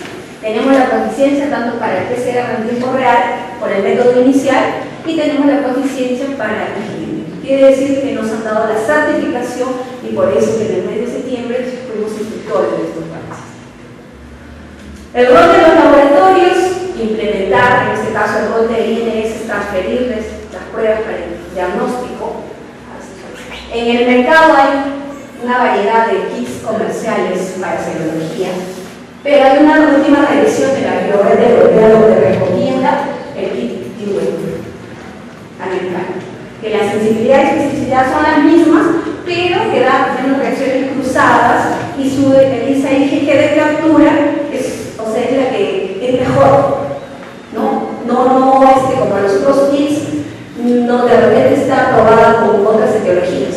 Entonces, sería bueno ustedes que revisen, la información está disponible en internet y se puede evaluar. Entonces, nosotros ahorita, como INS, estamos en ese proceso de adquisición, de compra, de transferir a las regiones, porque ese es nuestro rol. Dentro del tema de fortalecimiento es nuestro rol que tenemos que cumplir. La diferencia entre dengue y chikungunya lo hemos visto. El otro es por Aedes aegypti vector, y el otro puede ser la Aedes aegypti albopictus. Hay un alfavirus, el otro es un clavivirus. Y que en dengue tenemos 4 serotipos. Esos 4 serotipos, cada uno tiene sus 5 genotipos. ¿Qué pasa con chikungunya? Chikungunya solamente tiene un serotipo con sus 3 genotipos. O sea, ¿dónde sería más fácil desarrollar la vacuna? En chikungunya, ¿cierto? Porque en el otro tenemos 5 genotipos de cada serotipo. Y lo que les decía, hay reportes que nos dicen, bueno, IgM en dengue puede estar presente hasta 90 días y para fiebre chikungunya hasta 18 meses. La infección, ustedes saben, hay un porcentaje de asintomáticos, como también hay un 90% que pueden hacer la enfermedad o presentando los síntomas. No hay vacuna, pero sí considerar que la epidemia de chikungunya es más alta, un poco más larga, lo han visto. Séptimo día sigue presente el virus. Y lo digo esto también porque hay que tener cuidado cuando uno trabaja dentro de los aerosoles, el nivel de protección que debemos seguir. Porque nosotros tenemos diferentes virus circulando en Perú. No diagnosticamos a todos, no tenemos el diagnóstico a todos, pero sí buscamos de repente dengue, buscamos fiebre amarilla, buscamos oropuche, buscamos, claro, pero debemos tener una relación larga de esos virus, pero no sabemos que entonces hay que tener cuidado cuando uno trabaja con este es el algoritmo que se tiene dentro del flujograma, también que se tiene dentro de la directiva, pero de repente un poco para simplificar, es decir, toda muestra que viene como un caso sospechoso, basta que presente 2 signos, que es fiebre más dolor articular, tiene que ir al laboratorio para ser confirmado. Cuando ya es un caso probable, porque hay un antecedente epidemiológico, ¿cuál sería el antecedente epidemiológico en esta situación, dentro de este escenario? Es que venga de uno de los países que tenga la circulación del virus. O sea, que venga de uno de los países del Caribe, o en este caso, que regrese de Colombia, que regrese de Venezuela. Si estamos en ese escenario, sería un caso probable y se cumple toda la parte del siglo XXI. La confirmación, como les dije, solamente es por laboratorio. Una vez que ya el virus se introduzca, de repente no va a haber necesidad de hacer el diagnóstico de etiología a todos. ¿Por qué? Porque voy a tener la parte clínica, voy a tener un nexo epidemiológico, si es el caso de ustedes. Pero actualmente todo paciente con sospecha tiene que tener un diagnóstico. Los documentos que tenemos, lo tenemos online, tenemos el Plan Nacional de Preparación de la Respuesta, es un plan que se ha trabajado con todas las direcciones del Ministerio de Salud, Instituto Nacional de Salud. Tenemos este manual que está abiertamente, ustedes lo pueden encontrar en el CDC de OPS de 2011. Tenemos una guía clínica y tenemos la directiva de vigilancia epidemiológica y de laboratorio. 4 documentos que ustedes tienen disponibles. En investigación, ¿cómo estamos aportando como INS?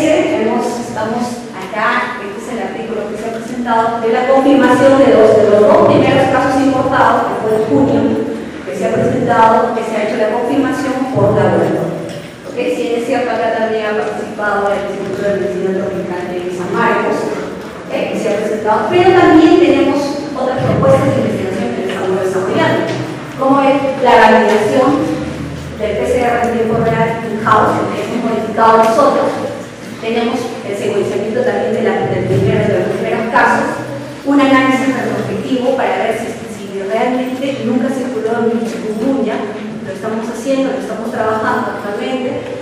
Y posterior, así como ustedes han visto dentro de nuestra plataforma, que tenemos el kit de David, que es un kit in-house del instituto, producido por el instituto, que es un kit para dengue. Estamos pensando en la producción del kit de ¿por qué? Porque ya hemos aislado la cepa. Una vez aislada la cepa, se pueden hacer muchas cosas. ¿Okay? Y también poco enfocarles que esto no es trabajo solo. Si queremos hacer un buen control, una buena prevención dentro del país, involucra a toda la dirección. INS, dentro del tema de diagnóstico, epidemiología, que tiene que ver los casos, DIGESA, que es el que tiene que controlar los vectores, que es el que controla, se hace su programa de inmunización, su control vectorial, su vigilancia inmunológica, la oficina de comunicaciones, que es el que tiene que dar las pautas a la población, cómo llegar, dar los mensajes claves, tenemos promoción de la salud y tenemos la estrategia de emergencia. Esto es un trabajo integrado, por eso que siempre desde el nivel nacional, lo que le decimos a nivel regional, este es un trabajo de equipo, un trabajo de componentes. ¿Por qué? ¿Qué es lo que teníamos para este médico de intervención? Teníamos un crecimiento poblacional enorme, estamos creciendo, el mismo está saturado. La migración, todo el mundo va y viene, eso es lo que tenemos los turistas que llegan a nuestro país. El clima, antes se decía que dengue solamente se tenía por temporadas, ahora no, ahora tenemos dengue todo el año. Antes decíamos, no, mayo, julio, no, ahora es todo el año que tenemos casos de dengue. Las conductas de saneamiento básico simples, justo tienen dengue las regiones donde no hay, donde la gente más pobre es la más vulnerable. Pero también depende de la conducta a la población. Ustedes han visto los mensajes, tapa tu tacho, o no acumules tanta agua, si tienes agua, de repente no tienes 24 horas del día, pero tienes por hora, entonces si vas a tener un tacho donde vas a depositar el agua, por lo menos tienes que tapar. Pero ¿qué es lo que pasa en muchas regiones? Que son conductas, o sea, no cambiamos, no cambian por más que con una información. Entra, está en contacto con ellos, pero las conductas son inadecuadas. El presupuesto es bajo. ¿Por qué? Porque si somos realistas, ¿dónde deberíamos tener más actividades? En la parte de promoción, porque yo tengo que promocionar antes de tener un mercado. Y los presupuestos van de repente diferentes y van al revés, ¿no? La limitada participación social de todos, porque si bien es cierto, el tema de dengue y ahora chikungunya no solamente va a ser un tema del sector salud, también muchas tienen que entrar las municipalidades, el Ministerio de Educación. Y lo que les decía es el índice de alto riesgo. Tenemos índices aéreos de alto riesgo, esto ya cambió, ahora tenemos 19 regiones con 340 distritos. Esta es la realidad de nuestro país. Esta tiene todas las condiciones. Es una foto del 2013. Las llantas son criaderos potenciales del vector. Miren las condiciones, ustedes ven acá una botella, o sea, nosotros mismos somos los que tenemos los criaderos para el vector. Los huevos, y por eso que los índices aéreos hasta ahora no se pueden controlar. Se hace campaña de comunicación, se hace control, vigilancia tecnológica. ¿Cómo ves? Está controlado, pero luego vuelve a incrementarse los índices. La referencia bibliográfica, pero sí yo quiero dar un agradecimiento especial de todo este trabajo a mi equipo, al Laboratorio de la Conferencia Nacional de Universidades Reales, en especial a la doctora Paquita García y a Dana Figueroa, que está por ahí, que es parte del equipo de la disciplina. Y también nuestros colaboradores para la evaluación que nos hicieron la proficiencia, es el CDC de Branco de Puerto Rico, y tenemos a OPS de Washington. Y también darles acá una preparada, tenemos el próximo congreso, que es del Instituto Nacional de Salud, que es el 17 de noviembre, ustedes pueden asistir. Y nada más decirle gracias. Espero que todo haya quedado claro.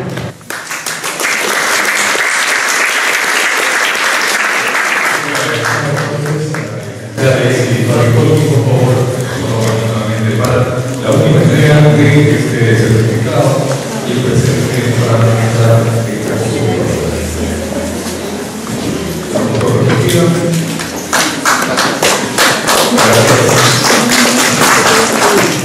Bueno, yo voy a hacer el micrófono, todavía no hemos terminado, no han entregado el certificado todavía. El doctor Greco, por favor, nos da una palabra de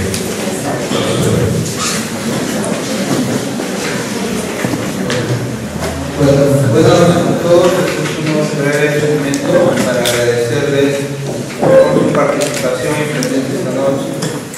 Vamos a continuar con estos viernes científicos en la medida de que haya este interés, esta audiencia y con el apoyo de la gestión actual y la gestión anterior, presentar temas de actualidad y poner a disposición del público y de la comunidad científica a los científicos que están haciendo los temas. Todo el mundo tiene interrogantes porque de repente tenemos que transparentar, como hoy día, qué métodos estamos usando, qué tipo de técnicas están a disposición en el país y dar la confianza, en este este caso, el chikungunya, de cuáles son las capacidades técnicas.